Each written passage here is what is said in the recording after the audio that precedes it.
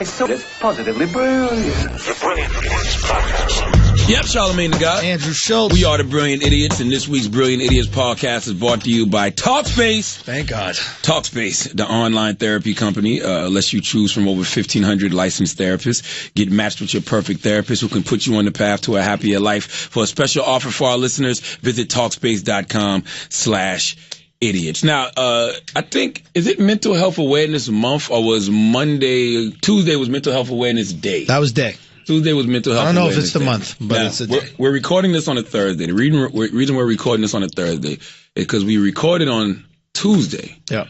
But Tuesday was Mental Health Awareness Day. And we actually had a run-in with somebody who we believe is going through some mental illness. Someone was trying to celebrate. Somebody. All right. Listen, it's no secret. If you've been listening to the Brilliant Idiots podcast, or maybe it is a secret because I don't think it's something that we've talked about. Like, we've watched it gradually amongst each other, and we had a podcast once where he actually came out. You know, he said he had a sexual experience with a man. Yeah.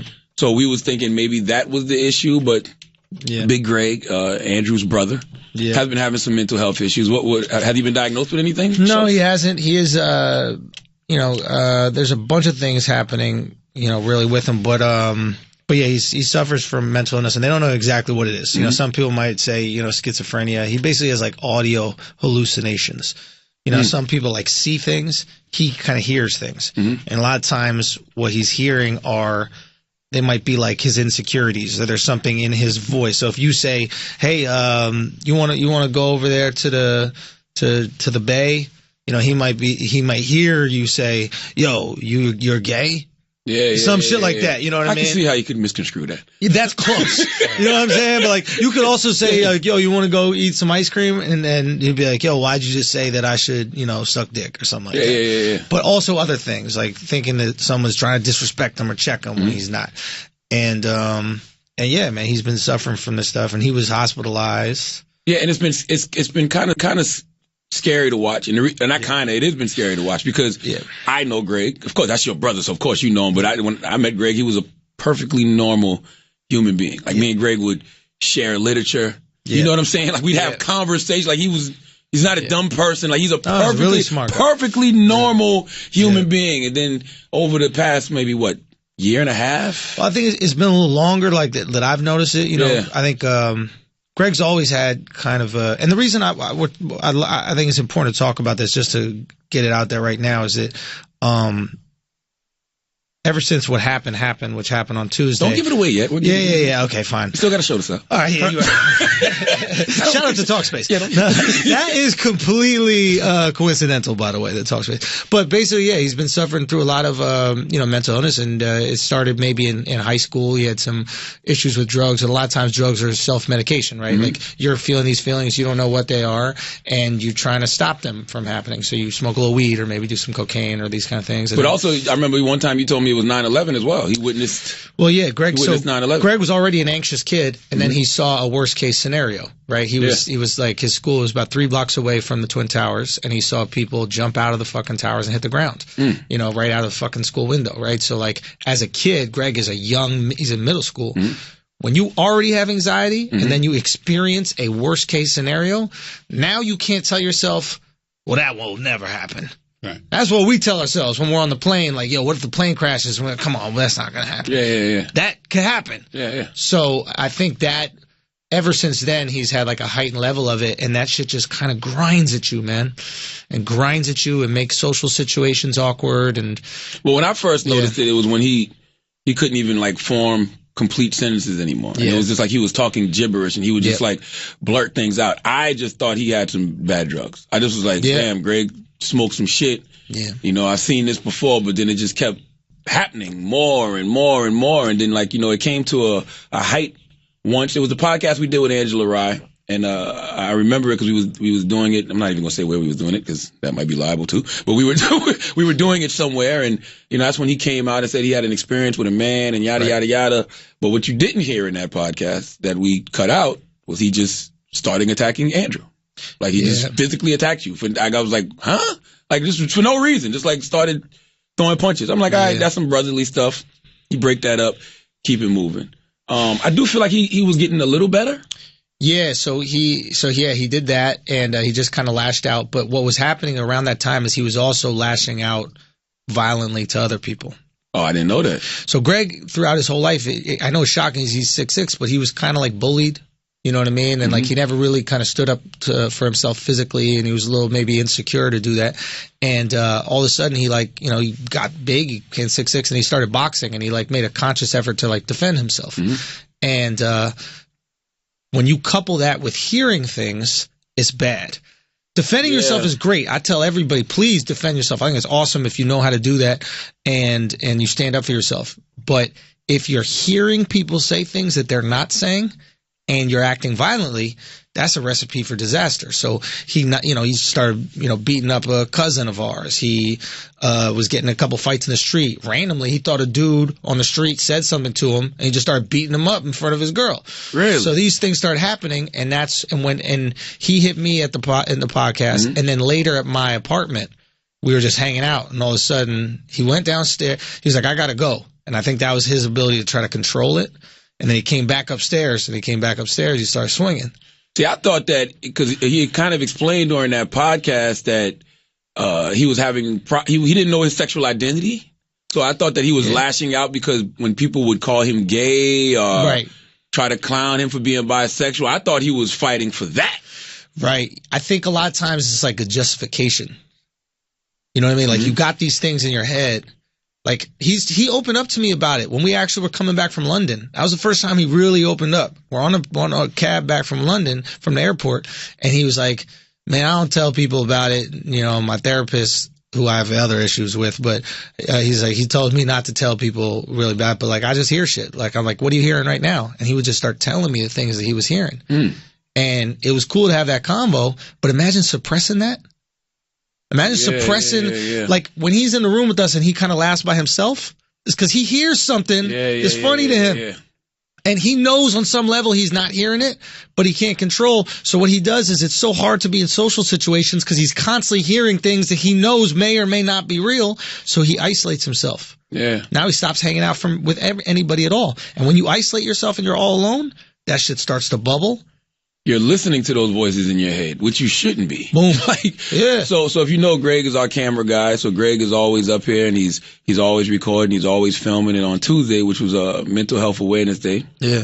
Well, prior to that, a couple of weeks, Greg's been in here and he's had like these little moments where he'd excuse himself, like you just said. He's like, "Yo, I gotta go. He quit one. Remember, he quit one episode? He's like, "I can't do this no more. I'm ruining the podcast." Like, he just be in the background, like, "I gotta go. I'm ruining the podcast." And then, like, he apologized to us later, send out emails and stuff. But on Tuesday, which was Mental Health Awareness Day, we were just in here and we had Erica America. She was a guest on the podcast, and Wax was in here, and we were trying to have a conversation with Wax about being in love but not embracing the fact that he's in love with a young lady. And we started talking about the Harvey Weinstein situation, and Greg comes over to me and he leans over and I look at him and he goes, "This is God," and he swung a punch. Yeah. He didn't connect because, You can't connect. Hey. God I'm not going to say I'm young Mayweather. You know what I'm saying? God is looking out for you because when he punched me later, he connected. First of all, let's be clear. Let me tell you something. As a black man who suffers from anxiety himself, all right? Okay? And as a black man who tells y'all all the time, we are on a mission to avoid crazy every day of our life. I'm always looking out for crazy. Sure. You never know when crazy is coming. Sure. I'm gonna tell you something. If a 6'5" white man leans over to you, 6'6", leans over to you and says, "This is God," something's not right. If your spidey senses don't kick in right then and there, something's wrong. So he swung a punch. He misses. Wax swung a punch at him. Didn't connect. Andrew, being the brother that he is, jumps on top of Greg, as he should have, and immediately was like, "Stop, please. He doesn't know what he's doing." Yeah. And I was aware of that too. You know what I'm saying? Like I was aware. Like I'm like, you were incredibly understanding and calm about it. I get it. It was Wax. I get it. I get it. The punch didn't connect. So it was a part of me where my ego, I had to suppress my ego. Because once everything got under control and we was just walking him out, I had a clear shot to his jaw. But I'm like, why? Yeah. And I saw you reaching into your pocket for the knuckles. I saw you one hand in the pocket. I said out loud because I really had to say it to myself. Like, if that wasn't your brother, we would hurt him. Absolutely. You know what I'm saying? So cool, all good. And then it was the weirdest feeling for me, man, because it went from I was just concerned. Yeah. Like, it was just a level of compassion. Like, you know where it's coming from. I know him. I know Greg. I've been knowing Greg for over 3-4 years now. Like I said, we used to share literature. We talk. Like, I know there's an issue, there's a problem. And then, like, he started wilding out in the building a little bit. We walked to the elevator, and I walked him to the elevator. And they said he started chasing you. Well, no, I'm standing at the elevator to him, and I go, Greg, I love you, man. We're going to get you some help. Mm-hmm. And he looks at me. And he postures towards me, and I go, oh, fuck. And it was like the moment before the avalanche, when like a little, like that little stone falls. And you're like, uh-oh. And this white 6'6" avalanche just comes at me. Bro, it comes at me. He starts swinging. I'm like, oh, fuck. I start backing up. He clips me in my head, right? I think I might have grabbed him or something. All in all, as I see this giant black hand come out of the side of my vision, and it wraps around Greg's throat, and it is Wax. And I don't know where he came from. I don't know what it is, but he grabs Greg, he pins him down. Because Wax came in here, and he was like, yo, you good? Yeah. And I said, why are you in here? Get him out of the building. Thank God. Like, I don't know what's going on with Greg. It's all these it's women here. Like, I don't know. Yep. So So Wax grabbed him and he put him down, and then took him in the elevator. We all went into the elevator. Then we went downstairs, and he started to kind of like act up a little bit outside. And Wax. No, they said that he was saying. This is what Wax was telling me. I was up here. Wax was saying that Greg was telling him, "I'm going to attack this woman." Huh? Yeah, he said that. Greg said, "I'm gonna hit this girl," and Wax was telling him, "If you act up while you with me, I'm gonna put you down." So as they were walking to where they were walking, I was with them. I don't remember him saying anything about a girl, and I'm not saying he didn't. I just don't personally remember him. Saying that. That's what Wax said. I just don't recall, but it was a tense moment. But all I know is we were outside, and he started to kind of act up a little bit, and then. Well, he told Wax. He said, "Wax, I'm thinking about fighting you." Yeah, and then so Wax calmly reached in his back pocket, put on his gloves. Well, that was before. No, that's after. He put his gloves on before. So no, that was after. So before, we're just right outside of where we're at, and Wax put him down, and it was the first time I had seen. You ever see like sharks in an aquarium? Yeah. And they seem relaxed. Yeah. That's my understanding of Wax. You never see Wax aggressive. I saw this motherfucker on the Discovery Channel. Oh my God. You ever see those scenes where the great white shark or the killer whale jumps out the water to get the seal? It was unbelievable to see him restrained. He lifted my brother clear off the ground. It was like watching a Transformer. Well, the thing with Wax has gone through a lot. Like me and Wax have been friends for 15, 16 years now.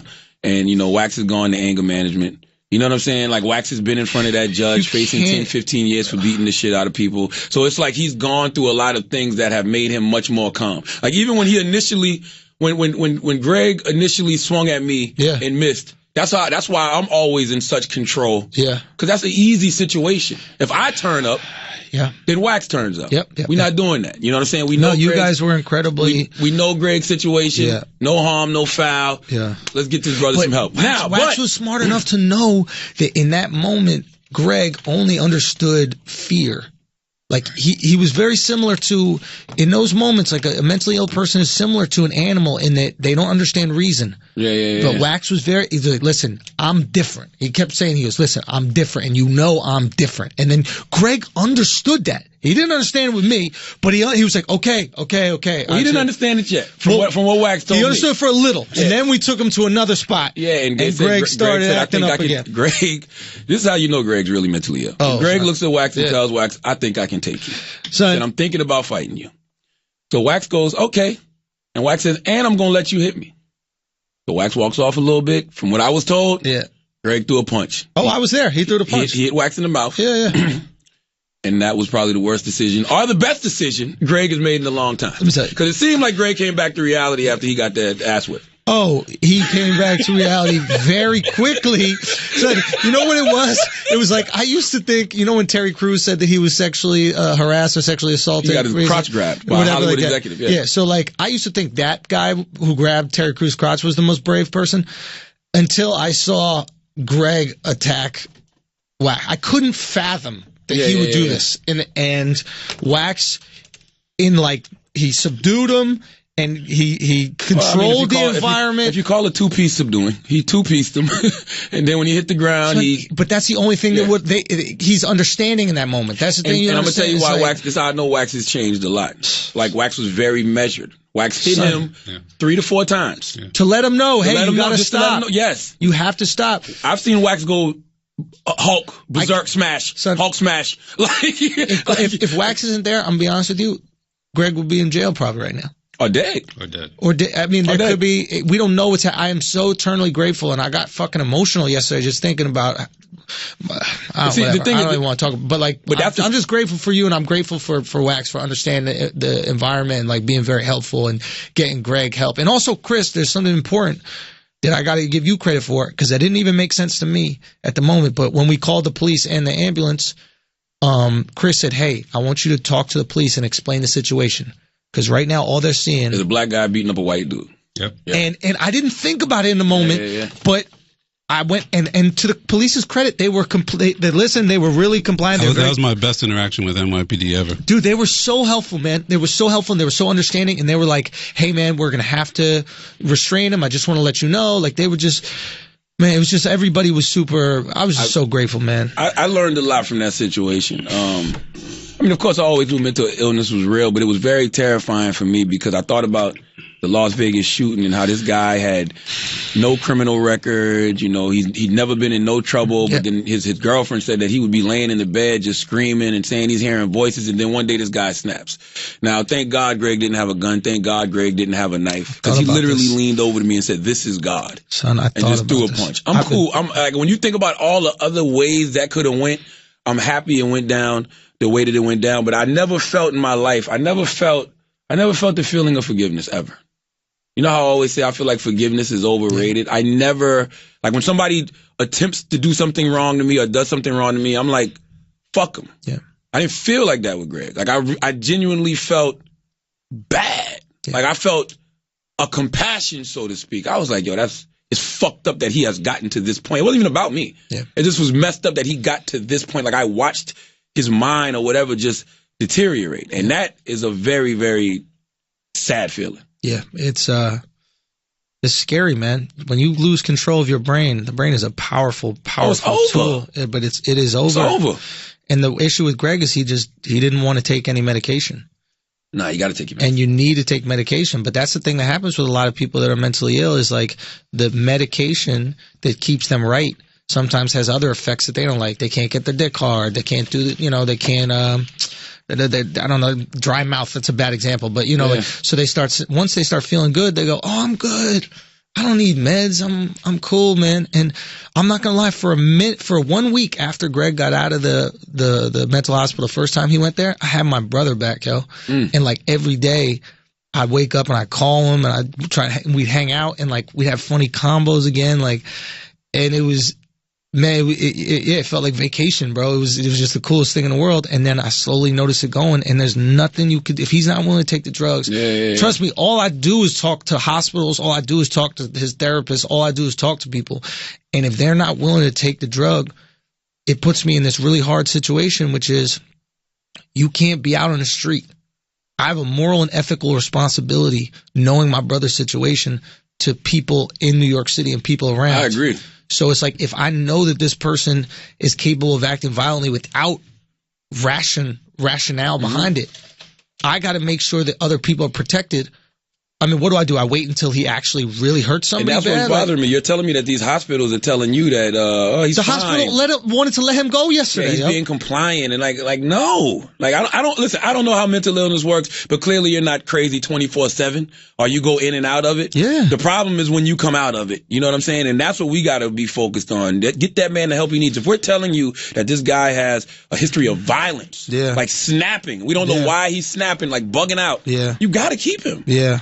No, it's so true, and a huge shout out to Leah. From Married to the Mob? Yeah, from Married to the Mob. Thank you so much. I really am so indebted to you for helping out. She was instrumental in like just talking to me about it and talking to some hospitals and trying to get Greg the right care. So I love you and thank you so much for helping out. I'm praying for Greg. Like I said, it was a real lesson for me because I've never felt those feelings. I'm being totally honest. I saw it in your face, yo. I've never felt that. I've never felt like face.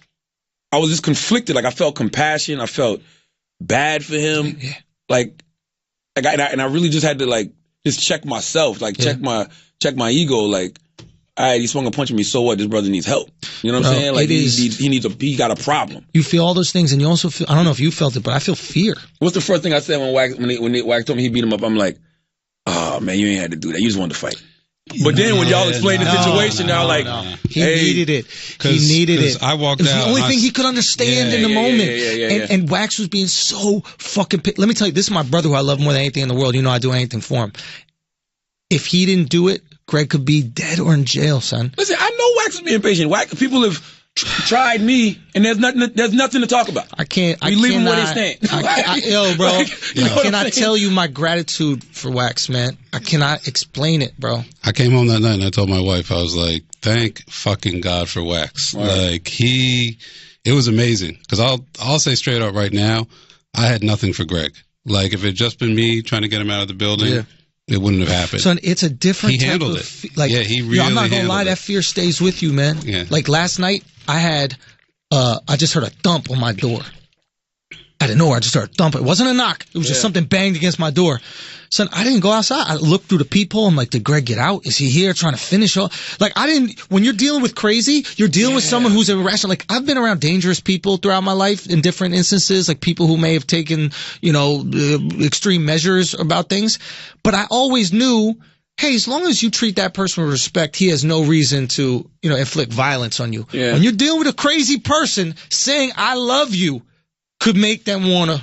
Yeah, it wasn't the physical aspect of it that shook me up. It was the spirit. Yeah. It was just a negative, evil spirit. Like I literally, I'm sitting like how I'm sitting now, and he leans over, so I look, and I looked right in his eyes. Yeah. You had a smile on your face too, because it's like, oh, it's Greg. Yeah. But I'm looking at it, I'm like, there's something wasn't right in his eyes, and he said, "This is God." I talked to him about it. I don't know what. I'm like, what? Like, think about that. This is God. And, I was talking to some other people who do like psychotherapy and stuff, and they say whenever they indulge in such a space to where they think people are after them, like they say it's usually God or the FBI. Right. They think the FBI is after them. They think the FBI is coming to get them, or they think God is telling them to do things. And like, it was just spooky. Like, it was just eerie. Like, ugh. Yeah, I noticed with this situation, like he's using the information he has in his life to justify his actions. Right? Like Greg is trying incredibly hard to be normal. He's going to NA. He's going to AA meetings. He's reading all different religious books. He's doing everything in his power to be like us. He wants to be like us. Right? Like that's the saddest thing about this whole shit. He started eating organic. Changing as he Googled, maybe the food could be fucking me up. In his same time, he wants to be like you and me. His brain won't allow it, and he's not willing to take those drugs. And in those situations, it's like he's been reading the Bible, he's been reading other religious books, so now all of a sudden when he has one of those thoughts, he goes, oh, maybe it's the Bible. Before it was the Bible, it was, well, my therapist says that you have to stand up for yourself, so I guess punching someone is okay. He's just justifying his actions with these different... Yeah, because they said Wax said he was crying outside, saying, oh, tell Charlamagne I'm sorry, but then he goes, I had to do that to Charlamagne before somebody else does it. Yeah. Greg, stop it. That's another reason I know you're mentally ill. You know how many people have tried to put hands on me to stop me? All right. That clearly doesn't do it, but, I mean, the moral of the story is, man, I'm praying for Greg. I genuinely prayed for him on Tuesday, like genuinely, like on my knees. Like, I hope he gets the help he deserves. I don't know if people come back from this kind of stuff. I only had one homeboy who I saw this happen to, but everybody knows why it happened. He went off to war. He was in the military. And he went off to war, and he came back, and he was bugged out, crazy, walking around the hood barefoot, didn't wash, but he never was violent. He just was like, you just knew, like, damn, what happened to my guy? Coolest guy. But then he got back. Yeah. So now he's the guy we all knew growing up. Did he start taking meds at all? I really don't know. My feeling is this: if Greg was going to be a little socially awkward and weird for the rest of his life, I'd take care of him. That's my blood. You can't be responsible for the violence, bro. But that's the difference. Like, if you're just going to be weird, I'll make sure you have a house. I'll make sure you have food. I'll make sure you have everything you need. That's my responsibility as your brother. I'm going to take care of you. But once the violence happens and you have no control of it, we need to take other precautions, man. It's a guy like that. Imagine Greg get a gun. Greg got a gun that day. He's killing everybody. I'm thinking about this. Like, I was like, thank God we don't live in a gun state. Because if we live in a gun state, I might just have one in my crib. My parents might have one in their crib. And it's one of those things that made me realize, like, this mental illness shit, we've always talked about it on this show, how it needs to be addressed, but we need to start having these conversations early. I was speaking to friends, just about the situation. Every one of my friends has a story like this. Like, we act like this mental illness shit ain't happening to a lot of people. It is. Everyone is like, yo, my cousin is like this, my brother, everyone has a situation. We gotta stop trying to save these people. And what I mean, no, I take that back. We do have to save these people, but we have to stop trying to save these people by acting like what they're doing is normal. Because I think a lot of times we're embarrassed by it for whatever reason. Course. So we try to, like, just sweep it under the rug and like, nah, he's okay. He's just socially awkward, or he just needs more friends. Or like, no. Get that man the help he deserves. Because guess what? They'll kill you too. I was reading a story about Roger Troutman. Roger Troutman had a brother. Oh, yeah. Yeah. His brother was mentally ill. He was trying to do the same thing you're trying to do right now, Andrew. You're just looking out for his brother, trying to save him. Brother ends up killing him. Can't do that. Like, you got to let him get the help he needs. Like, that's the unfortunate issue. And my cousin is in the same boat. He's schizophrenic and he's in jail. And unfortunately, jail is really but makes it worse. No, but listen. Up until recently, there were state hospitals for people who had issues. And during the Reagan administration, they shut down like 80% of the state hospitals. So you can say, in theory, get this person the help they deserve. Like Andrew said, most people with these sort of issues don't want to take their medication. So you can't force somebody to take medication. In the past, you could get them admitted, maybe against their will, to a state hospital, and they would live there, and then they literally had to take it. It was part of the system. That doesn't exist anymore. Right. They shut all that down. So when they talk about, we don't want big government, we have to privatize everything, this is what happens. You don't have the facilities for people who have these issues, and they're just going to be more and more people on the streets, in society. I mean, every homeless person is mentally ill. Or at least 90%, I would say, suffer from some form of mental illness. And that's why, honestly, it's not a function of laziness a lot of times. And sometimes it's a function, and sometimes a function of circumstance. But a lot of these people, they can't hold down jobs. A lot of these people don't have attachments to their family because of mental illness. Their family has to kick them out because they're being violent, or their family has to. We're lucky where we have a little bit of money where we can sustain these type of things, and we have my dad is suffering from MCI, his own thing, but like my mom is able to be around, I'm able to be around, so he has some kind of foundation. But what if you didn't? What if you were a single mom and your mom died, and now you're just this crazy person? But that's different though. Your father's older. That happens. Alzheimer's, stuff like that kicks in. Alzheimer's, I could deal with that. The violence, you can't deal with the violence, man. Sure. Because somebody's going to end up getting hurt. Yeah, I'm just saying my mom and I, we got a lot on our plate, but we're able to be resources. We have resources. Who don't have resources. Lives. Like, the government's not here to help, is what I'm saying. I mean, look, they're trying. Don't get me wrong. They took care of Greg last time. You know what I mean? For 3 weeks, for 2 weeks, but there's not a long term plan. I see what you're saying. Because if I didn't have the resources, I'd be kicking people out and changing the locks and hoping they forget the address. Right. For real. I'm gonna be honest with you. Because you gotta keep yourself safe. I don't got time for it. You gotta keep yourself safe. I get it. I totally. All I'm saying is, like, if there are people who listen to the podcast and you have a cousin, a brother, or a friend of yours that's just acting a little bit weird, don't chalk it up to weirdness. Yeah. Because weirdness can end up hurting them in the long run. The sooner you get to them, the easier it is to reverse this stuff. The deeper they go down that rabbit hole, the harder it is to reverse. Don't let them lose their brains. So if you want, shoot me a message on Instagram. I'm not really on Twitter anymore, but shoot me a message on Instagram and I'll tell you everything that I know, and I'll give you all the information I am. I'm telling you, they're acting a little sad, depressed. It doesn't always have to be violent. Sometimes people don't act out towards others. They act out towards themselves. Yeah. They start cutting themselves. They start committing suicide, etc. I mean, there was a moment with Greg where Wax had him on the ground, and Greg goes, "Kill me." He goes, "Just kill me. You don't know what this is like." And that's him basically going, that's him submitting to this. Like, I can't help my fucking head. I don't know what's happening. Like, you hear that shit is heartbreaking, yo. Yeah, it is. All right, man. So we spent 30 minutes on that, and I'm going to be honest with you. I don't like spending 30 minutes making sense. All right. Yeah, not on the Brilliant Idiots podcast. All right. So we're going to pay these bills and we're going to come back with more of the toxic idiocracy that you're used to. Yeah. But if you do have a family member suffering from mental health issues, please go get them some help, man. Absolutely. And reach out to me. I swear to God, I'll try to get back to as many of you as possible. It could be anything. They're a little bit sad, or they're acting weird. They're speaking with gibberish. Get to that shit early and try to help them. I promise you. And there are ways that you can help them, even if you don't have health insurance. There are ways Medicare will step in. There's a lot of different ways, but get to these people. Hey, let me say this on your behalf too. If you're listening, you happen to be in New York, you work in the New York City hospital system, you know of a good facility. Maybe you can help us out a little bit. I thought you got one. You got one, right? But you can always get enough help. Gotcha. Yeah, like if you do work in the psychiatric facility or field in New York City, and you can recommend the best place, for long-term care, great doctors or great psychiatrists or any of that kind of stuff, we would love to help. Greg, we still don't know, after 3 weeks of him being in the institution before, we still don't know exactly what's going on with Greg. So honestly, any help from you guys would be so fucking appreciative. Thank you. All right, let's pay some bills. Today's episode is also brought to you by ZipRecruiter. Finding great talent can be tough. You never know where the right place is to find the best candidates for your business. Thankfully, with ZipRecruiter, you can post your job to 100+ job sites with just one click. Then their powerful technology efficiently matches the right people to your job better than anyone else. That's why ZipRecruiter is different. Unlike other job sites, ZipRecruiter doesn't depend on candidates finding you. It finds them.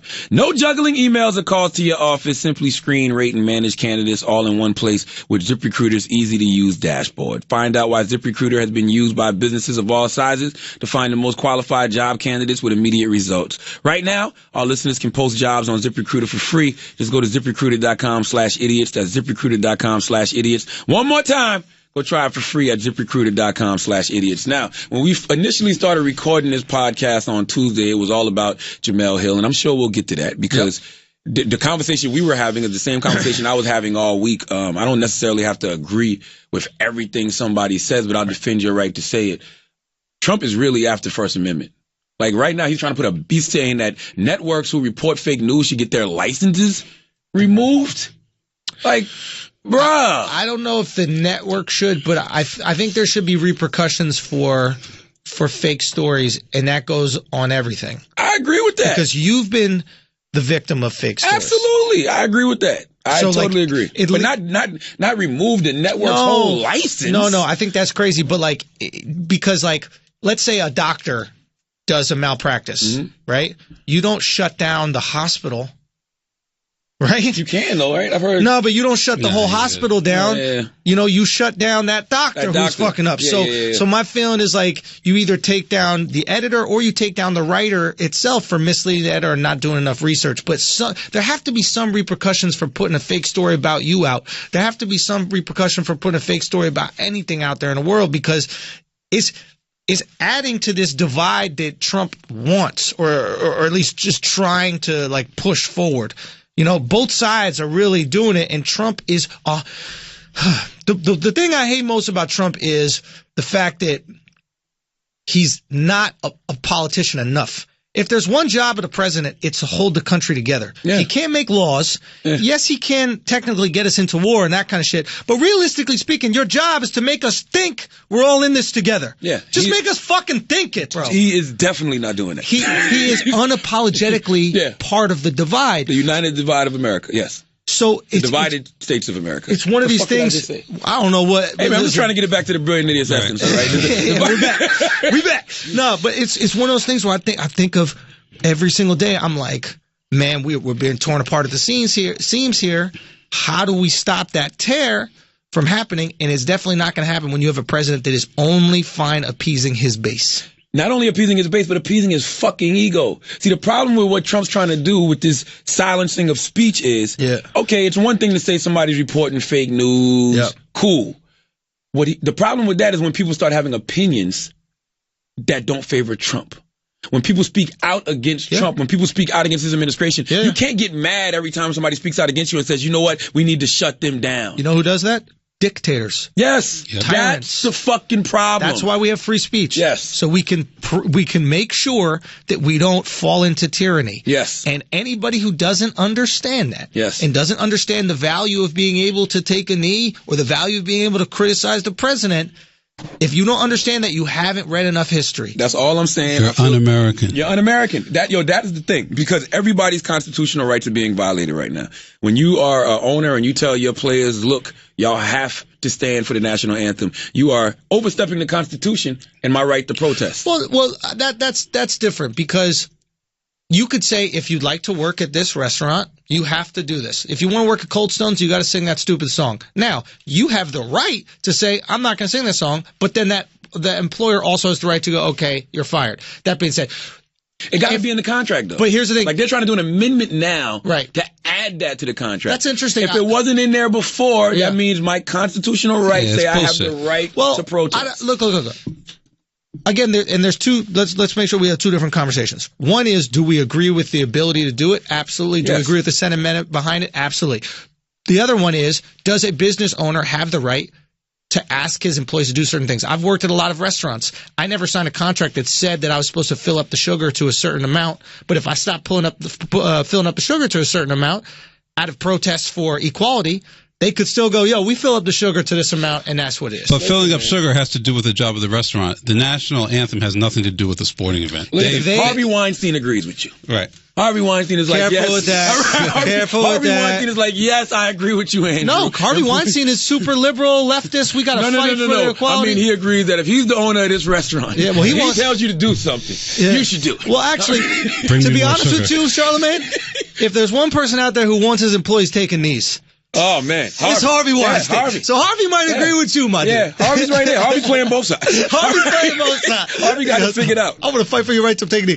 That's all I'm saying is, like we said on the show, like, you could do something, you can't be mad at the repercussions that come with it, or you have the freedom of speech, but somebody has also the right to be freedom of offended. Freedom to be offended, and the business might be offended. But when a president says all Americans have to stand for the anthem, pump the brakes, dog.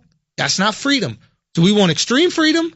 Or do we want extreme, whatever the opposite of freedom is? What is it? Oppression. He is oppressing people. But you feel me on that? Yes. Like, you have, iHeart has the ability to tell you to do something. You have the ability to not do it and then potentially get fired. Yeah. That being, you know what I'm saying? So I understand what's going on here, but you can't tell Americans not to do what the fuck they want. It just seems very unconstitutional to have a president say y'all can't protest. We have the right to protest. Son, it's in America is the a protest. Exactly. The country was founded on a protest. Hey, we ain't paying these taxes to English no more. Fuck this tea. We're throwing it into the water.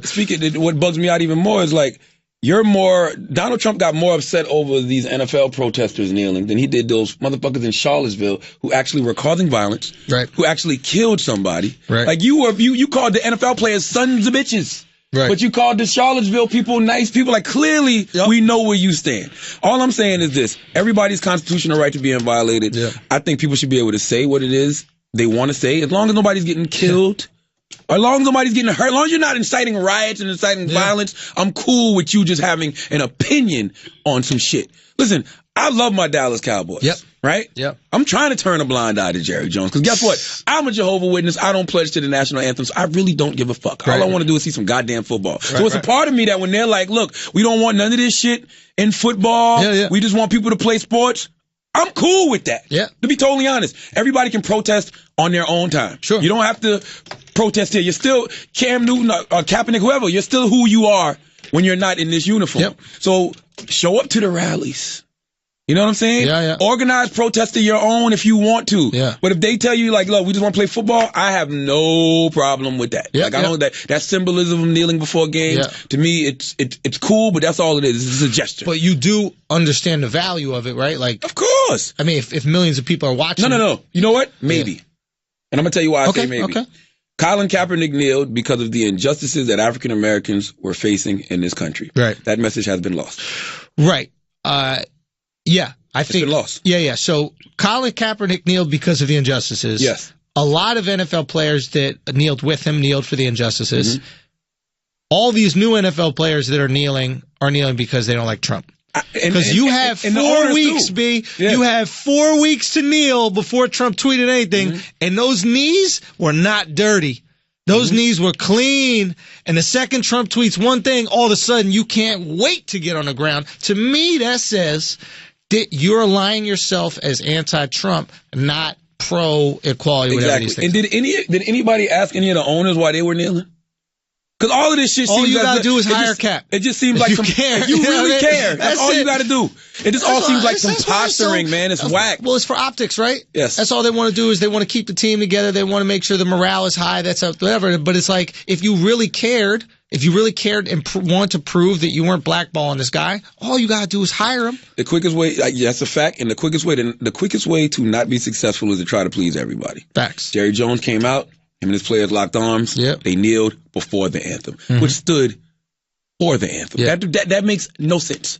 Either pick a side or don't do shit at all. Like, you can't appease both bases. But don't you think there's something to, like, not telling people how to protest? I don't think they should get involved at all. If I'm an owner, I'm remaining neutral. I would give a statement and say, look, we are a team, but we have individuals on our team. Some individuals believe some things. Some individuals believe other things. Everybody has the right to do what it is that they want to do. Right. Simple as that. Yeah. I don't even think the NFL should intervene because guess what? You do have both sides. Yeah. You have people who are for the protest. You have people who aren't for the protest. You have people who understand that they're kneeling for the injustice that African Americans are facing. You have some people who think they're just kneeling because they're anti-Trump, anti-government. Yeah. Don't get involved. It doesn't benefit you because you turn off the conservatives who disagree with it. Right. And you turn off the liberals who agree with it. How about just don't get involved? Remain neutral. I kind of feel like sports is that one place where I don't want this shit. I'm not going to lie to you. One of my favorite things about sports is you can have unapologetic opinions without being called a racist or a snowflake or a Nazi or a social justice warrior. I can come and tell you the Cowboys suck. You can tell me the Giants suck. And then we argue about it, and then I say, I'll see you next Sunday. It is a beautiful place where there's no repercussions for your opinions, where there's no stakes for your opinions. I go, who are your top 3 NBA players? You say, Jordan, Magic, Bird. I go, you don't got Kareem in your top 3? And we have a fight about it, and it's a great discussion, and it's fun. If we do that about politics, one of us is going to call one of us a racist. The other one is going to call the other one a pussy. And it's a shame that is kind of being taken away from this, but at the same point in time, we got to be empathetic to the fact that we need change in this country, right? Yeah. So it's like, and if it's bringing light to that, hey. Listen, I don't have a problem with the kneeling. Right. You know what I'm saying? All I'm saying is I can see both sides. I can see both sides. I can see that if a person is kneeling, right, they're kneeling because they care about a cause, whether it's the injustice of African Americans in this country or whether it's anti-Trump. Let them kneel. I don't think anybody should get in the way of somebody's right to protest. But if the NFL says, look, man, we just want to keep the game about the game, like we're not letting anybody do anything, like just come here and play ball, I don't have a problem with that either. Because guess what? All of these guys can protest in their own time. Correct me if I'm wrong. I never saw Muhammad Ali do any type in the ring. I never seen him do any type of protest or anything in the ring. I've never seen it. Right. You know, I don't know if it's happened, but I've never seen him do any type of protest in the ring. But he was one of probably the greatest sports activists ever. So do it outside. What's the off day for football? Monday? I mean, they must get off Monday, right? Yeah. So organize some shit on Monday. Listen, I'm with it. I can, like I said, I can see both sides. So how do you see it getting resolved, though? I see it getting resolved by everybody respecting everyone's constitutional rights. Meaning that respect my constitutional right to protest, respect my constitutional right to freedom of speech. That's how it gets resolved. Leave people alone. Like I said earlier, NFL owners nobody has to intervene. It's not like it's out of hand. They're not doing anything radical. Right. They're kneeling. It's not affecting the actual game. It's not affecting the actual game. Like none of that. Like, so just the way Chris asked me the way it gets resolved, Schulz. Right. I said the way that it gets resolved is the NFL just respects everybody's right to peaceful protest. Yeah. Because that's what it is. Yep. It's a peaceful protest. Yep. So if these guys are peacefully protesting, let them respect their right to free speech. If people are running up on them after the game and asking them questions about Trump and the government and they're talking about it, Let them. That's it. So how do we get? So the NFL really, at the end of the day, the only thing they care about is dollars. If nobody was affected by this peaceful protest, if their pockets weren't affected by it, they won't give a fuck. They'd be like, hey, how's their pockets affected? Well, I mean, they're attributing. Is viewership down because of it? Well, they might be attributing that. I think, me personally, I think viewership is just down because people don't have TV anymore. And the NFL's in trouble in general. That's the bigger picture. I'm going to tell you why the NFL is in trouble. The NFL is in trouble, and this is probably why they want to get past this story. Yeah. What's the other big dominant football story this year? CTE, bro.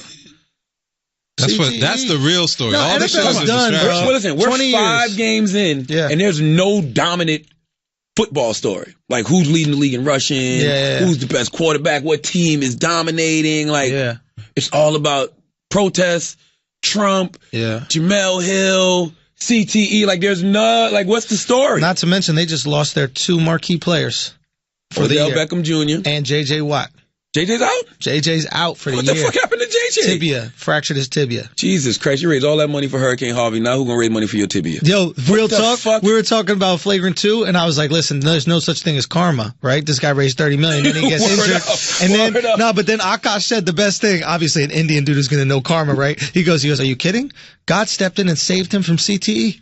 No, for real. Real talk. That's how I see Colin. I'm like, the best shit ever happened is he might live now. Yeah, exactly. You're going to be able to help people forever. I mean, getting signed again. Colin is a martyr at this point. Colin is a legend. Colin is bigger now than he ever would have been playing football. Yep. Facts. And that's just the truth to the matter. You know what I'm saying? The biggest thing I want Colin to do at this point is just talk more. You know what I'm saying? You got all where is he?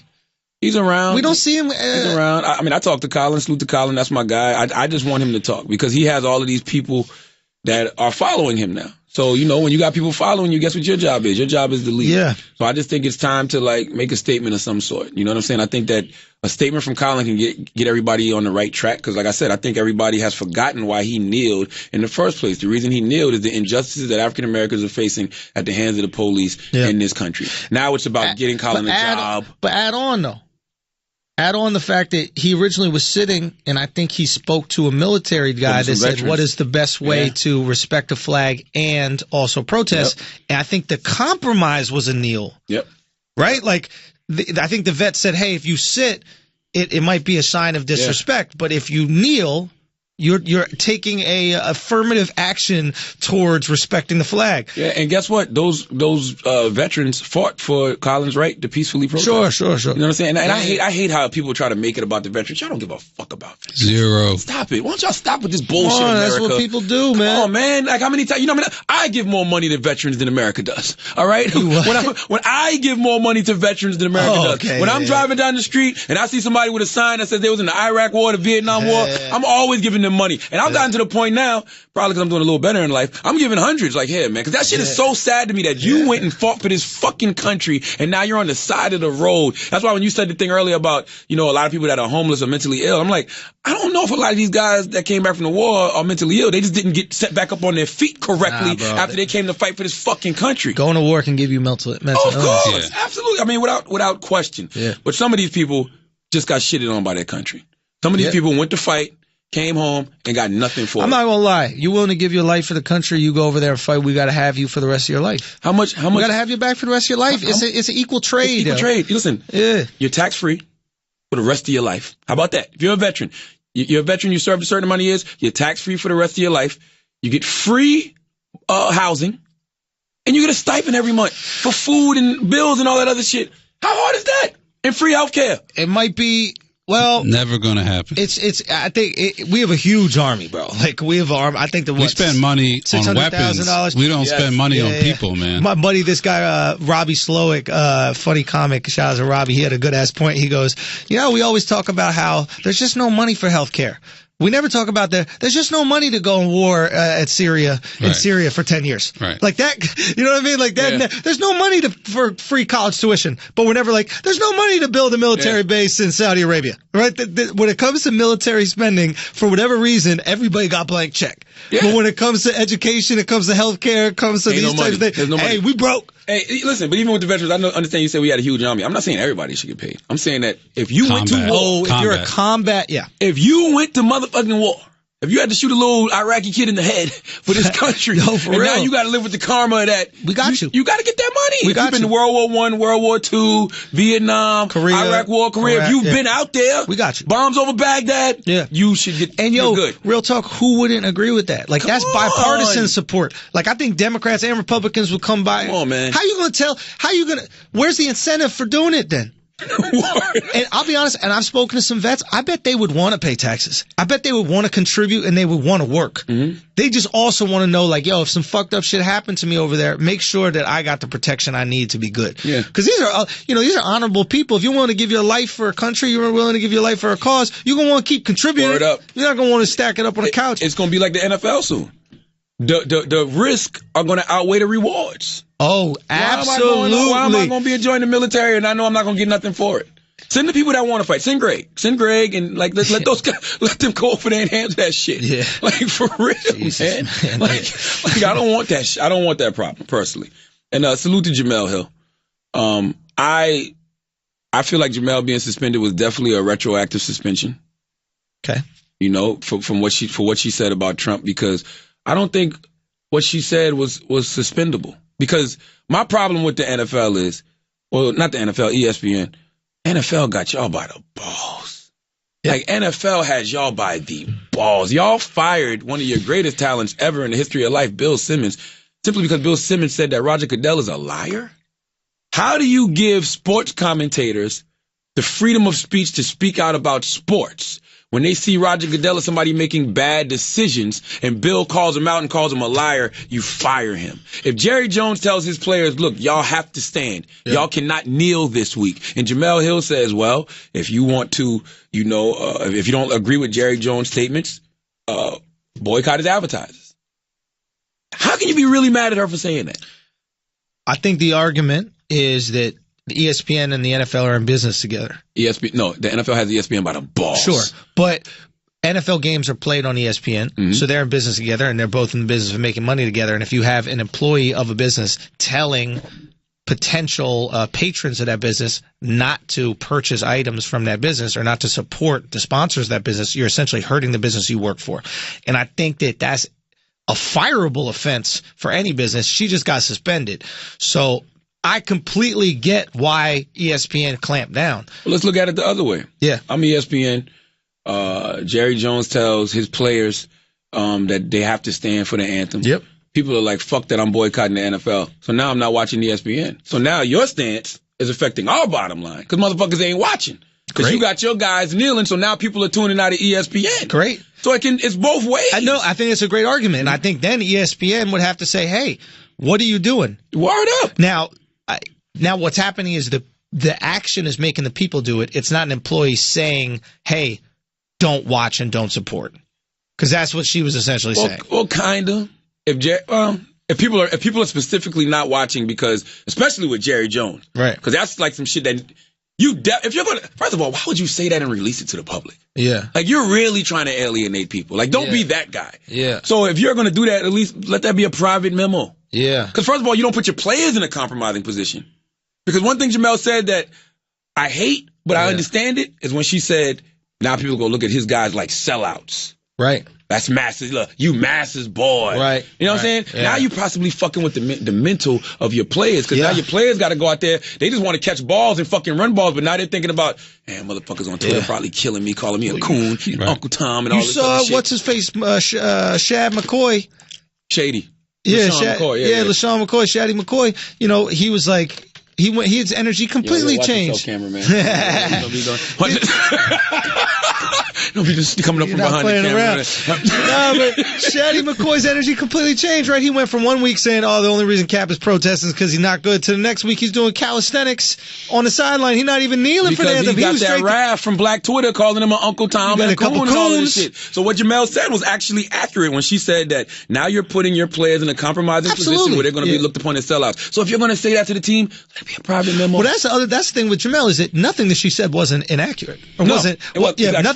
everything she said was accurate, Absolutely. and I support everything she said. I also understand the business who's going, yo, you're fucking with our money, and I'm paying you to not fuck with our money. I'm paying you to make us money. I'm investing in you as an employee because I think you could bring money to the company and not take away. But I think everybody's fucking with each other's money. Because what you're saying is true, too, but then if ESPN is saying, look, you're telling your players they can't stand, now people are boycotting you. We already got motherfuckers not watching the NFL because of Colin. Right. So now we're boycotting. Everybody's fucking with each other's money. That's what everybody needs to realize. Well, if Jerry Jones said, yo, don't watch highlights on ESPN, you know, if you don't fuck with ESPN, don't watch. I guarantee ESPN would be like, yo, I don't want to put Cowboys games on. Fuck that. Or they'd have some kind of, you know, they'd have some kind of rebuttal to it. You know, if it was blatant. Listen, I'm a free speech dude. I would love it that you could say whatever the fuck you want about business, whatever it is. You can. On your you just got to be willing to deal with them consequences. So that's what I'm trying to understand. That's what I'm trying to understand from Jemele's perspective is like, if she feels strongly about the boycott. Take a knee. Next time you're about to do football clips, keep the same energy you're asking the players to have. Take a knee. Next time a football highlight comes onto your screen, don't read the prompter. Take a knee and refuse. If you're asking these players to put their livelihood at risk, you're asking these players to potentially not be able to feed their families to support this cause, I need to see the same energy from you. Or Jemele tweeting is taking a knee. And I'm going to tell you why. No, taking a knee is taking a knee. No, I'm going to tell you why. So then why don't these players tweet? If you work at ESPN and, first of all, Disney. Yeah, it's real Disney. I respect Jemele's gangster. Aladdin don't fuck with this shit. Yeah, no. I respect Jemele's gangster, and I'm going to tell you why. The heat was still on Jemele. Right. For the Trump shit. Jemele wouldn't put on the fur coat and sat front row at the fight. Like, nigga, yes, I am. I'm American gangster. I'm the American gangster, goddammit. Motherfucker, let's go. Like, because the easiest thing to do is lay the fuck low. Mm-hmm. That's the easiest thing to do. Lay low. You see Jerry Jones do this shit. You're like, I'm not tweeting about that shit. I'm not getting involved. But guess what? That fucks with you as a talent. Of course. It fucks with your creative. Of course. Like, we get paid for our POV. We get paid to talk. Like, nobody wants to live in a world where we got to censor ourselves or worry about saying things because there may be consequences and repercussions. Like, as long as you're not hurting anybody, as long as nobody's getting killed, speak. I just think that's some weird shit, man. Yo, you know what would be kind of hot? Let people say whatever the fuck they want. You keep them hired or fire them just based on the ratings of the show. So if Jemele's speaking out, by the way, that's the way it works. It should though, right? Like that is really the way it works. 100, right? Because you even said this when we recorded on Tuesday, but I thought it was interesting. You go, I've told people if you don't like the song that we're playing on the radio, change the channel. Now, the reality of the matter is motherfuckers listening to the Breakfast Club is syndicated. You guys are whooping ass. It's the Howard Stern effect. Howard Stern used to say, and the people who love me listen for an hour, the people who hate me listen for 2 hours. Exactly. So, straight up. So real talk is like, if people are watching the 6, regardless of what Jemele says in her personal life, you keep her on. If people ain't watching the 6, I don't care if you're saying football's the greatest sport in the world. It doesn't cause CTE and players should stand for the anthem and keep their hand on their chest. If nobody's watching the 6, bye. Bye. And let's keep it meritocracy. That's America. And that's why Jemele's in such a great position. Jemele just needs to learn the lesson that I've learned lately. Those thoughts that you're expressing, those great thoughts, don't do it on Twitter. You got a platform. You got the 6. You got your podcast. Save that heat for those platforms, because then you can speak your thoughts fully. They can't be misconstrued. You can't take them out of context. People see and hear exactly what you say. Because if she says that on the 6, if she says what she said on Twitter, it's not the same backlash. I guarantee it. If she actually got on social media and said, look, man, if people don't agree with Jerry Jones' statements, if you don't agree with them, then boycott the advertisers. Like, she could say that on the 6, and I guarantee you I don't think it would be the same backlash as actually tweeting it on Twitter. So Jemele just needed to take her thoughts and just save them for that platform, because she's in a great position right now. Yeah. By the way, I told y'all about that hurricane that was going to be Tommy Lauren. When Tommy Lauren was at her height, the reason she was at her height was because you had people that were mad at her, against her, and going against her. But then you had people that were riding for her and liking the things that come out of her mouth. So is Jemele in that lane? Yes, because it causes this whole perfect storm to where all you hear is Jemele Hill. Yeah, at the time it was all you heard was Tommy Lauren. We had Tax Stone on. I remember that episode. You were out of town or something like that, and Akash was in, and it was that shit hit me. The people that hate Tommy are doing all of her promo. Yeah, and the people that hate Jemele, including Trump, are doing all her promo. You keeping her name in the news. To be honest, she's taking a page out of Trump's book. Trump's making it about her constantly, making about him constantly the conversation. And so she's like, all right, motherfucker, you going to talk about me too. Bro, it's an old playbook. Stir up water to catch fish. One of the 48 laws of power. It's not hard. It's not difficult. You know what I'm saying? Because guess what? And these why my favorite personalities are always polarizing people. My favorite personalities historically have always been polarizing people. Whether it's Muhammad Ali, whether it's Petey Green, whether it's Howard Stern, whether it's Star from the Star and Buck Wild Show, whether it's Bill O'Reilly. Agree with him or disagree with him. These are polarizing people. You either love what they say or you hate what they say, but either way you listen. And nowadays, in this era of social media, people are just, they follow the people that are considered problematic more than ever because they need energy. They need a reason to live. They need a reason. They don't have nothing to talk about if you're not coming at me. Yeah. You don't got nothing to talk about if you're not coming at fucking Schulz. Yeah. What the guy said, what was the movie? What's the movie? You need me to hate you. Yeah. You need me. You need somebody to hate. The bad guy. Yeah, Scarface. Scarface. Come say hi to the bad guy. No, what did he say? It was a line. He goes, look at you. You need me to feel good about yourself. Yes. Or something like that. You need people like me to hate in order for you to have a purpose. So Jemele's actually in a great position. I don't never want to be neutral. Real talk, that's Batman and the Joker. Yes. I went to Comic-Con. Which was a great experience. It was like a nerd Burning Man, I wanted to go. I was out of town. Yo, man, it was really cool. Plus, I wasn't ready to break out my Halloween costume, bro. A little too early, bro. Let me tell you, I had a conversation with a guy about the Joker and Batman and their relationship, and it's very similar to what we're discussing with like Jemele and Trump or whoever, right? Mm-hmm. And it's like the one thing the Joker wants is for Batman to kill him because it breaks Batman's rule. Batman doesn't kill. Yeah. And the one thing Batman wants is to stop the Joker, but he can't stop the Joker because the only thing that will stop him is killing him. Yeah. Right? So it's this perfect relationship that keeps it going forever. Kind of similar to Magneto and Professor X in a lot of ways. Listen, you can use Batman as an example. To some people, Batman is a good guy. To some people, Batman is a bad guy. Motherfucker dressed in all black, sneaking around at night with a little fucking boy. You know what I'm saying? Sounds like Harvey Weinstein. Ain't no pussy in the house. All right? You got an old man and a little boy. What the fuck is going on? All right? But Batman is a great example. All I'm saying is Jemele's in a great position right now. When you get into that position where you got people really hating you and really loving you, all you got to do is keep doing you. All you got to do is right now, if you're a network, get out of the way of the talent. And like you said, let's see if this translates into ratings. That's all that matters. That's all it's about. Jemele, can you get the people that love you to tune in? And can you get the people that hate you to tune in? But guess what? Don't stop Jemele from being Jemele. Because one thing Tommy Lauren never did was stop being Tommy Lauren.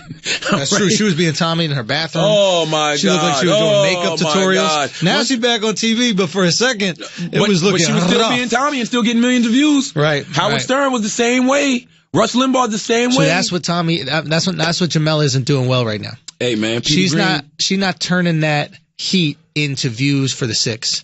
People need. You're right about that. I don't know. I'll be honest. I don't know what the 6 doing in ratings. To be honest, it's not doing that great. I don't know. But if she could find a way to monetize this conversation, like you're good at that. Like you'll go, oh, some shit is popping, but you'll talk about it on the Breakfast Club. And then people go, okay, I got to see that, or I got to listen to this, et cetera, that. Or the podcast. Not giving this shit away on social media. You should talk to Jemele about that. You should talk to Jemele about it because she's buzzing. People are talking about her. Create a space for it, and then give them that. And then the ratings are going to spike, and advertisers really don't give a fuck. Yeah, and the problem with it now is, and I mean, Jemele's my homie, but I haven't talked to her about this, but I'm sure she's in her head.